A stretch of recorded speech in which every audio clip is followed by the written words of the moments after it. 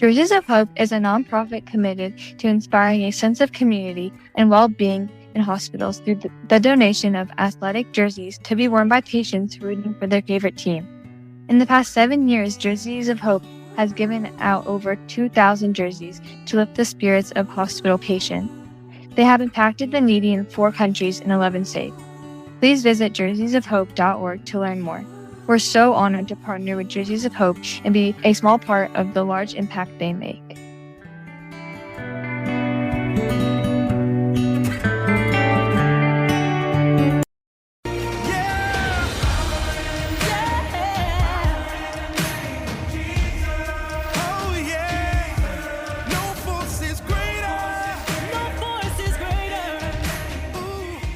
Welcome to the Unscripted Podcast. This is Caitlin. Each episode, my Uncle Aaron interviews guests that are living their lives unscripted. The song you are hearing is the music from our dear friends Tori and Shauna. You can find their music wherever you stream your favorite songs. For now, from his studio, here's my Uncle Aaron.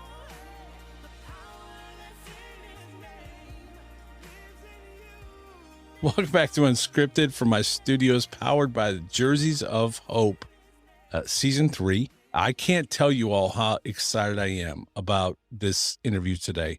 Hey, Andrew, can you introduce yourself? Sure. My name is Andrew Lawler, and I'm a journalist and author. I wrote a book called Under Jerusalem, The Buried History of the World's Most Contested City, and just published a cover story in National Geographic on the Dome of the Rock, which is obviously one of the big landmarks there in the Holy City. Well, we're going to talk a lot about the Dome of the Rock because I know we're unscripted, but I've done a lot of homework today on the Dome of the Rock. Well, I will text you on that then. Good. Because see how well you've done your homework. Well, brother, I have received a lot of feedback, good, bad, and otherwise. Welcome to 2023, right? Where everybody's got an opinion on something. Exactly. But first, we were just talking and I said, hey, stop. I want to click record. So you went to Chapel Hill. That's correct. I am a Tar Heel. You are a Tar Heel. And you just said that your dorm was across from Carmichael and that you ran into Mike all the time. MJ, 23, anybody listening, you ran into the GOAT all the time. Is that right? Well, if you want the ugly truth, when I was in the same class as Michael Jordan, and I would go to the basketball parties because the basketball parties consisted of a dorm room with a basketball player surrounded by girls, and then another dorm room with a basketball player surrounded by girls. And at either end of the hole, they would have 2 kegs that generally were completely ignored. So I would go with my friends and we got free beer. Well, all right. You got free beer. We're going to cleanse ourselves because we're going to talk about a holy place, which is the under the dome. We're going to talk about that in a minute. All right. So it's all good. It's all good. But so you hung around the GOAT, and I'm not going to throw Mike under the bus because someday I hope Mike comes on the podcast. But for now, what was it like, man? What was life like in Chapel Hill when Mike was on the court? Did you ever imagine that Mike would be who Mike is today? Well, yeah, there were some moments when Ralph Sampson was with UVA and was playing, and Jordan's on the team, and you could just see you knew you were watching something historic. And not that I knew that much about basketball or was that detailed of a fan, but everybody knew that we were seeing something that most people would never get to see at the college level. And it was great. It was a really exciting time to watch that team win over and over and over again. National Geographic has kind of been the standard. Man, since I was in high school, I remember in high school, there was a shelf in the library for National Geographic magazines, right? They were the place you would go about places in the world, right? So let's just start there. How in the world did you get to write for National Geographic? Well, first of all, you got to remember that half of America's attics used to be filled with issues of National Geographic. Right. I mean, at least my grandparents' house was like that.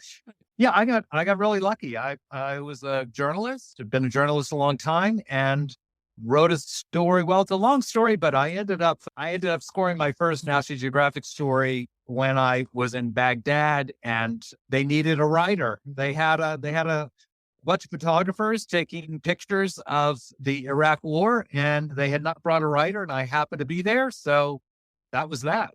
And ever since then, I've been doing, occasional stories from Iraq, Afghanistan, the coast of North Carolina, Jerusalem. So I've done a variety of stories, mainly focused on archaeology and history and cultural heritage. That's my real passion. I'm trying to piece my timeline together. Were you there for the Iraqi War? That's correct. In 2004. Yeah. 2004. Okay. So, Yeah. All right. So, I was writing at that point about the Iraq Museum and about antiquities in Iraq. Of course, some of the oldest civilizations in the world are in present day Iraq. And I previously visited a few times and knew the archaeologists in Iraq, and had visited many of the ancient sites, Babylon and others. And so I got in right after the war began, because there was a lot of concern about destruction of ancient sites. And unfortunately, there was a lot of destruction. So that's the story that I did for National Geographic. Was during the course of the war, the Iraq Museum, of course, was looted under the very noses of the American military. And the chaos that was unleashed really led to a lot of destruction of some of humanity's most important ancient sites. So it was a very tragic time, but it was something that definitely needed to be recorded. how did you get from UNC to Baghdad? Well, I got there via outer space. And I'll explain. I was a reporter in Washington covering NASA, actually, for a number of years. And I then went on a fellowship at a university, kind of a mid-career thing, and took a course in archaeology. And I'd always loved archaeology. I grew up in Virginia, lots of history, lots of Civil War sites. And I loved this course, and I learned all about ancient Mesopotamia, today's Iraq. And later, the professor said to me, "Hey, you're a reporter. I'm going to a conference in Baghdad. You want to come?" I said, "Sure." So that launched me into the past 2 decades of writing about archaeology in the Middle East, primarily other places as well. And that is what landed me ultimately in Jerusalem. Did you live there? I lived there off and on. I didn't live there full time. Jerusalem is a very challenging place to live. I could go there for about 3 weeks to a month, and then I had to go home. It's just an intense place. Hard to get a good night's sleep there is the best way I can put it.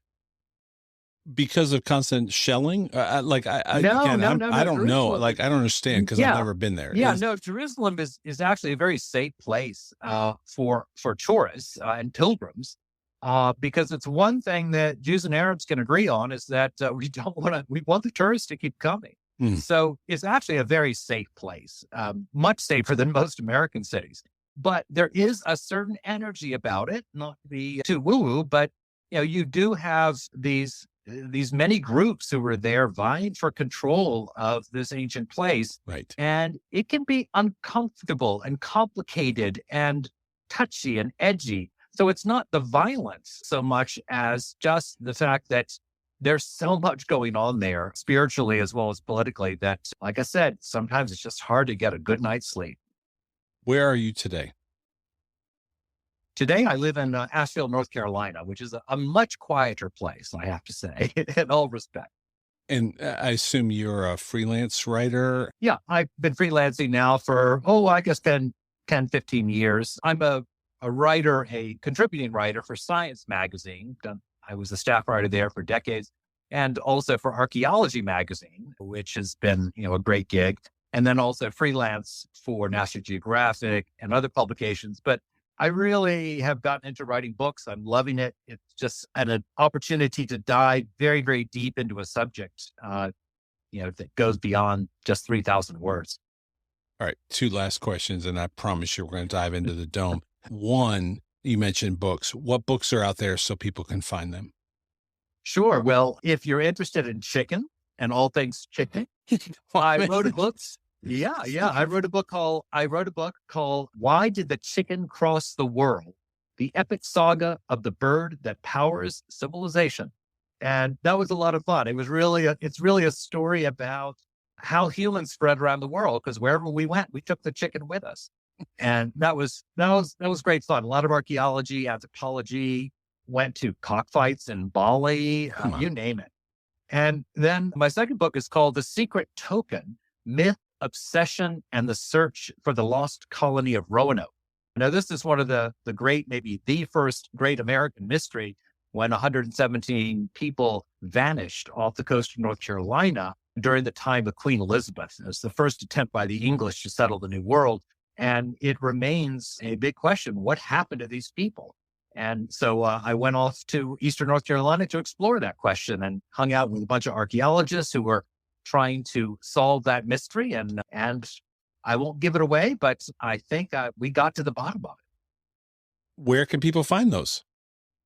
Well, you can go to my website, www.andrewlawler.com, and you just click on whichever book you're interested in, it'll take you to, but it's also available at your local bookstore. So go to your local bookstore, unless you just have to use Amazon, but they are all in print and all available. Hey everyone, this is Caitlin again. One of the biggest questions you receive is, how do you make money on a podcast? The answer that my uncle gives is, you don't. We set up unscriptedmerch.com to be a warehouse for products and partners to sell merch and spirit items. Each purchase helps this podcast find out more and order some merch at unscriptedmerch.com. Use code unscripted20 and receive 20% off all of your orders. Now let's get back to today's episode. Let's move into why we're on today. The Dome of the Rock. Brother, I have reached out to a friend that lives in Israel. I've reached out to my pastor who's been to Israel multiple times. Man, I can't wait to talk about the Dome of the Rock, because prior to today, I had zero knowledge, and I'm not the brightest guy in the world. So you're probably going to have to educate me. This is a really important place, and you've written an article in National Geographic about it. Can we just talk about the Dome of the Rock?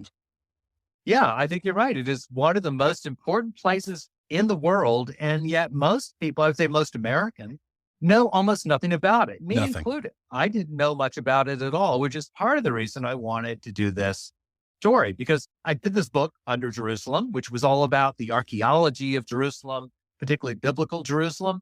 And in the course of doing that, I spent a lot of time walking around seeing this golden dome up on the top of the hill. And I became fascinated by the Temple Mount, what the Muslims call the Haram al-Sharif, or the Noble Sanctuary. You know, it's this enormous rectangular acropolis. It's, I don't know, you could fit maybe a dozen or 2 dozen football fields there. It's a very large space filled with beautiful buildings, but the real jewel at the center of this important place that has been important for 3,000 years at least is this incredible building, which is really quite mysterious. And I really wanted to know who built it, why did they build it, and why did some people want to blow it up? There are not many old buildings in the world that you have a whole group of people who would really be excited to tear it down. So, you know, there's a lot of drama in this building, which I wanted to get to the bottom to, and to bring it to people so that they can understand. If you understand the Dome of the Rock, you really can understand Jerusalem and the political and religious conflicts in the Middle East. It's really the key that opens the door to understanding what's going on in that part of the world. No question, because as I did research today, what I found out is there are at least 3 religious groups that are converging at this one site. Can I say that? Is that right? Yeah, I would say that there's no place on earth that is of greater interest to more people on the planet than number 1, Jerusalem, and then number 2, the Temple Mount, or the Noble Sanctuary, and then even more specifically, kind of the bullseye in all of this is the Dome of the Rock. And there's separate entrances based on your faith. Is that correct? Yeah. So yes and no. So let's look at the big picture. So you've got Jerusalem, which is a city that is sacred to Muslims, to Christians, and to Jews, and has been for a very, very long time. And then you have the Temple Mount, or the Noble Sanctuary, and the acropolis of this ancient city. Now, that's the site of the ancient Jewish temple. Mhm. That's the place where, according to the Bible, Solomon built a Jewish temple that was destroyed by the Babylonians, and it was rebuilt. And then Herod the Great, just before the time of Jesus, renovated it, made it even grander. And then the Romans destroyed it in 70 CE. So, just a few decades after the death of Jesus. So that's the story that most of us know, right? So here's this famous place which had a famous temple that was destroyed. And that was kind of it. That's all I really knew. But what a lot of people, particularly Christians and Jews, don't realize is that area of the Temple Mount, it stayed basically a ruin. Now, the Romans may have built some temples to their gods. There may have been 2 or 3 temples up there for a few centuries. But by the time the Muslims arrive, which is around the 6th century, so 6 centuries after Jesus, you have this new faith comes out of Arabia, and the Muslims arrive, and they find the best real estate in Jerusalem is this ruin. Why is it a ruin? Well, because the Christians saw it as proof that Judaism had failed and that Christianity had triumphed. The temple was destroyed, and the Christians wanted to leave the Temple Mount a ruin. Now, the Muslims were shocked by this because they knew the stories about Solomon and David, and they thought, no, this is an important place. So they built the Dome of the Rock to commemorate the place where, in their telling, Muhammad went up to heaven and met all the prophets, including Jesus, and came back down to earth from that spiritual journey with the news of how Muslims were supposed to pray in what direction. And therefore, this is a really, really important site to Muslims. And of course, it's an important site to Jews who believe this is where the temples were, and to Christians as well, because according to the Gospels, Jesus often was at the temple and worshiped there. So you have these 3 religions who are all focused on this one place. And the Dome of the Rock was built 6 centuries after the destruction of the temple, but it's been there for quite a long time now and has been since then a place of Muslim worship. It's not a place for Jews to worship or Christians to worship. Christians go to the Holy Sepulchre and Jews go to the Western Wall, or have, for quite a long time. So you do have these divisions. And according to, let me back up. So 1967, Israel had a war with the Arab countries around it. And at the end of that war, Israel had gained control of the old city of Jerusalem. It had the western part, but then it gained control of East Jerusalem. That is the part that includes the old city. And so that meant that for the first time, Jews were again in control of the Temple Mount. So what did they do? Well, there was a lot of debate. They decided, we're not going to change anything. Muslims can still worship there. It's a sacred site for Muslims. We're not going to mess with that. We're going to focus Jewish worship at the Western Wall. They built a big plaza, and that's where a Jewish prayer takes place. But in the past 20 or 30 years, there's been a lot of talk among religious Jews in particular that, hey, that's not fair. We want to have access to the Temple Mount. We want to go up there as well. You can go up there as a tourist. That's fine. But you're forbidden from praying. And that's a directive that comes from Israel, because Israel controls the security on the Temple Mount.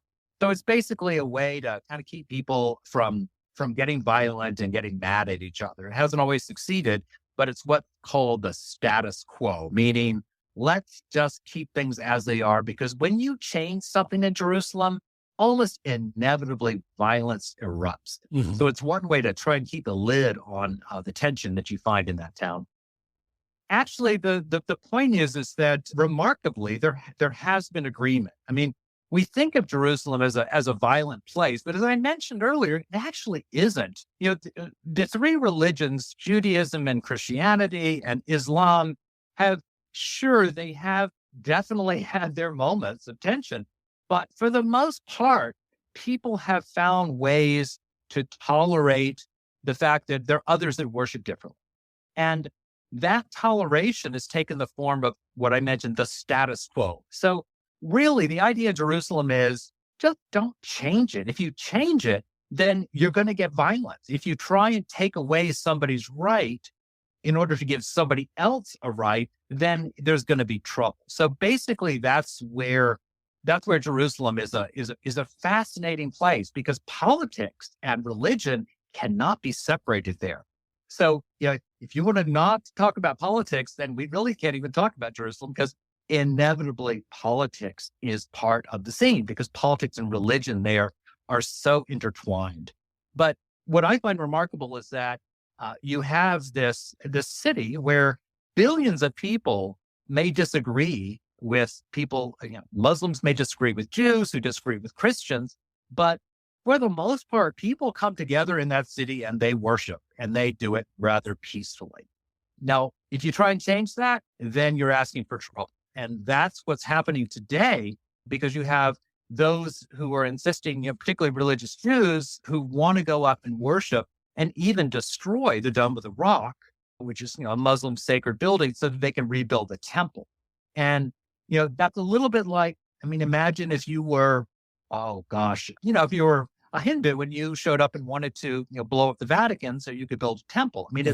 It's impossible to find an accurate analogy. That's a terrible analogy. But the point is that it would cause a lot of trouble if somebody showed up, no matter what how old their claims were, and wanted to destroy a building important to millions and millions of worshipers.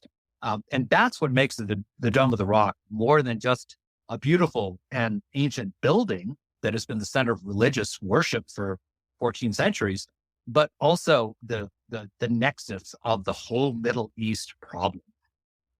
I appreciate you doing a much better job, and that's why you're really, really good at what you do, because that's my point is, for Christians, for the Christian faith alone, that rock, based on my understanding, that rock represents their belief is that that's where Adam was created, possibly.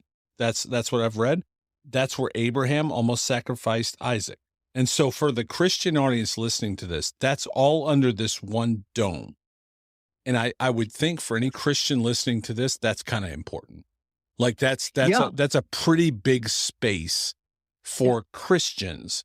Now, from other faiths, that's also where, as you've mentioned already, there's other faiths that believe that, and it doesn't mean they're right or wrong. It just means that they have their view as well, that this is a very sacred rock, this piece of real estate that's under this dome is very important to multiple faiths. Hey everyone, this is Caitlin. Did you know that the Unscripted podcast is a part of a larger group called the Unscripted Collective? The Unscripted Collective is a team committed to building websites, podcast coaching, and even has a merchandise warehouse for podcasters and organizations. Find out more at myunscripted.com. Reach out today to find out how we can help you in your organization too. Visit myunscripted.com. Now let's go back to today's interview. Yeah, I don't think that there's any spot on earth that has attracted so many legends as this rock. And so, you have Muslim and Christian and Jewish legends. You mentioned some of them. Now, are these true? Are these not true? Yeah, this is all a matter of faith, right? We're not talking about anything that can be proved. One can't prove that Adam was created on this spot. Yeah, who knows? Or even that there was a Jewish temple at this particular spot, because we don't actually know where the Jewish temple was sited on the Temple Mount. It was probably somewhere in there, but we don't have the archaeology. We don't know. This is a piece of bedrock. This is a piece of unshaped rock that has been there for virtually ever. And it has, at least in the past 1,400 years, it has attracted so many legends, and so many people have, see this as an incredibly sacred space and sacred spot for so many different reasons. And I don't think there's any other place that I can think of on earth that is anything like that. And that's part of what makes this such an amazing site. Let me give you one. And I'll bring it back to, this is going to be really shallow because welcome to my world, but let me give you one. Right next to the Dean Smith Center is the university. I told you it's going to be shallow, but you get this, you understand this. And I guarantee you most fans of sports will understand this. right next to the Dean Smith Center is the University of North Carolina Basketball Museum. Yeah. And you go in there and you walk in and you see the rings, right? The championship rings. And there's actually pieces of the floor that Carolina won championships on. And there's a letter. Have you been there, by the way? Let me ask you this. Have you? I have not actually. I have not been to the museum. I have not. All right. One of when I talked to the curator of the museum when we visited, the most important piece in that entire museum, and I'm telling you, it's decorated, man. It's amazing. If you ever get a chance, go back and see it. It's beautiful. It is. Yeah. It is Mecca for a Carolina fan. But the most important thing sits in this little piece of glass, and it's a letter from Coach K that says, "Hey, Mike, I'm sorry you didn't choose Duke. I wish you best in the future." And I'm paraphrasing, but it's a letter from Coach K wishing Michael Jordan the best, signed, and it's in glass, right? So I know I'm way off track now, but I don't honestly, I don't know. The way that we endow things with meaning, we endow objects with meaning. And I think that's a great example of the way, legends build up around things. Yeah. Right. It's the number one thing they go see is they just want to know that Coach K wished Mike best because he chose Carolina over Duke, right? Like, and it's on Duke letterhead. I mean, this, and I'm fascinated. I genuinely mean this. I'm fascinated by the fact that probably most people don't know that we have these iconic places that mean something. And I don't know if there's maybe not a more important place in the entire world than this spot, this geographical location that you wrote an article on. Yeah, I agree. I think that it's unique. And you can go up there you can go up as a tourist and wander around there all day. You can't go into the Dome of the Rock because after the Second Intifada, after the Palestinian uprising, after 2000, there were, the Israelis restricted the Muslims who could go onto the platform, and therefore the Muslims restricted tourists' ability to go into the Dome of the Rock. It's a casualty of the politics of the place. It's unfortunate, but I was lucky to get, I was raised Christian, not Muslim, but I was able to get approval, to go in with our photographer to get images and to interview people and just wander around and get a feel for this place. And, it's fascinating because it's not really it's not like a church or a mosque. It's not a mosque. It is actually a shrine, but there are no religious rituals per se that happen there. It's this very beautiful place that people come and they sit and they'll read the Quran, but nobody's reading out loud. It's a very quiet place. A lot of women there. Actually, a lot of women go there to pray during the day. And I've really never been to a place like that. It felt very peaceful, did not feel like an angry, violent place. It felt like a place of refuge. And the physical beauty of the place is so overwhelming. There's so much, beautiful marble and stone and this dome overhead. It really gives you a feeling, no matter what your religious tradition is, of amazing calm. And obviously the builders had that in mind. They built this as a place where you can walk in and sink into whatever kind of meditation or prayer you want and feel comfortable. And that's remarkable. There's nothing there that is overtly even Islamic, or Christian or Jewish. It just has a feeling of sacredness, which seems in some way to transcend, a particular religion. And that's, I think, a very rare thing in the world. It really is. And I actually, one of the quotes that I read in my study was, "One prayer from this site is worth 500 prayers somewhere else." Yeah. Yeah. Because that's the nature of, there's some places that just feel more sacred. Right. And there's no doubt that this is one of them. And certainly millions and millions of people, have gone there and agree with that. And, during Crusader times, when the Christians took over Jerusalem, they immediately turned it into a church. They recognized the importance of this place. So it's not just that Muslims have seen it as sacred. Certainly Christians felt the same way. So I'm going to ask you a couple of quick questions. I've taken a ton of your time today, but you are the best for hopefully educating anybody that listens, like myself. I'm I'm forever changed because of our interview today. Before we even got on, because of the study I didn't even know this place existed. So let me ask you one more question.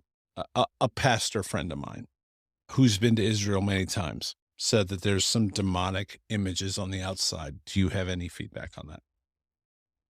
Demonic images. Well, actually, that's kind of funny because, in Islam, there's a big taboo, as in Judaism, on having any images at all.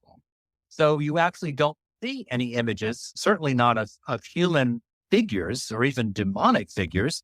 The only images that you see are on the interior, the mosaics that were done, way back when, 1,500 years ago, practically, are the same kind of things you see in a Byzantine church, except there are no human figures. There's just figures of vegetation or trees, a garden, basically a garden.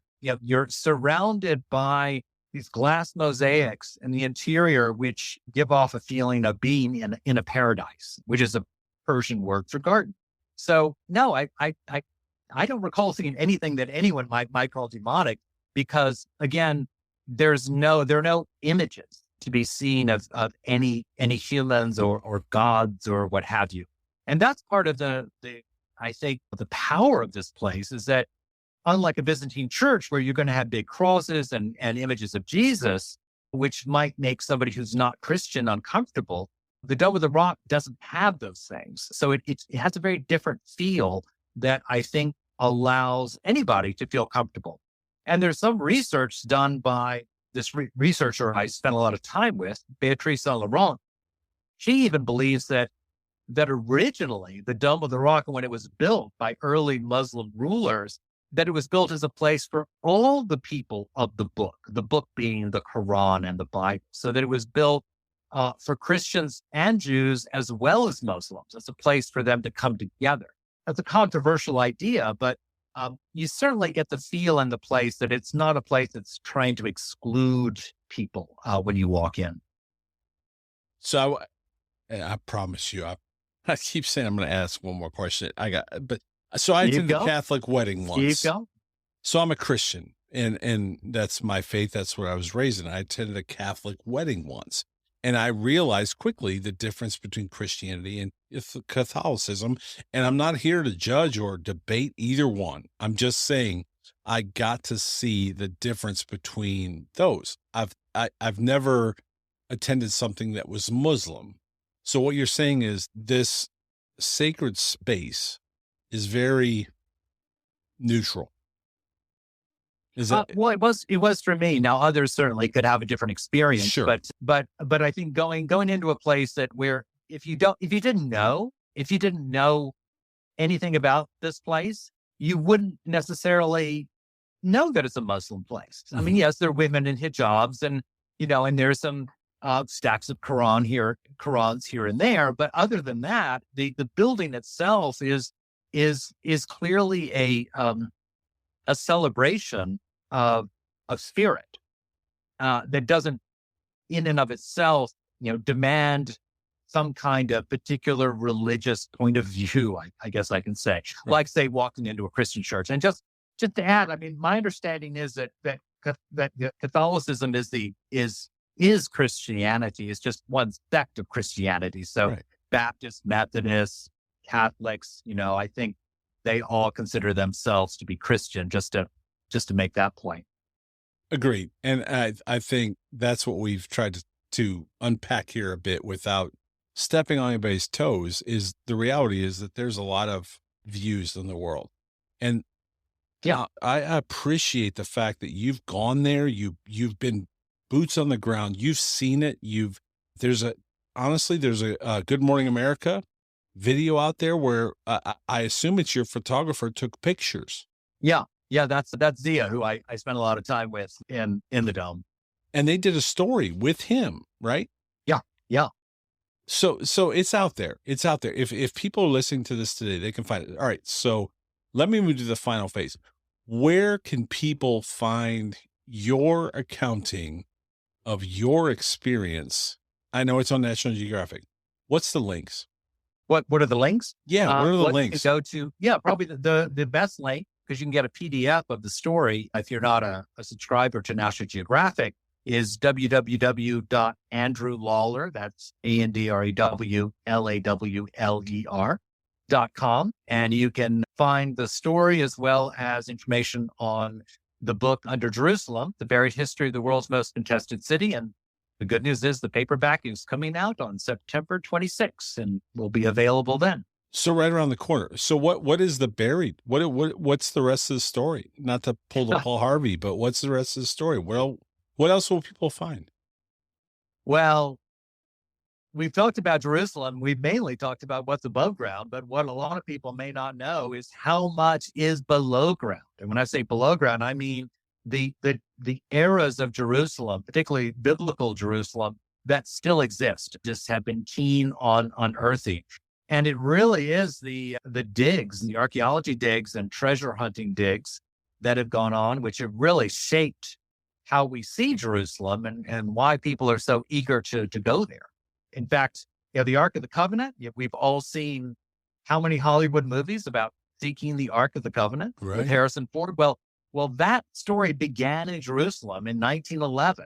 So I go back and look at some of these explorers who began to unearth what lies beneath the city and how that changed not just our understanding of the past, but how it changed how we see Jerusalem today. So I had a lot of fun going underground with archaeologists and then doing my own digging into the archives about these very crazy, fascinating characters who for the past century have been trying to explore the path of the Holy City. So we came on today to talk about your article and your books. And I promise you, I want you back on because I have so many more questions for you. And we won't even talk basketball or UNC, man, I promise. But I literally. There might be some Duke fans listening. We don't want to offend them. No, we don't. I love me some, Duke fans. Or maybe we do. We do. Whatever, go Heels. But no, I have so many other questions for you. So you've been there, you've done that. What are the links?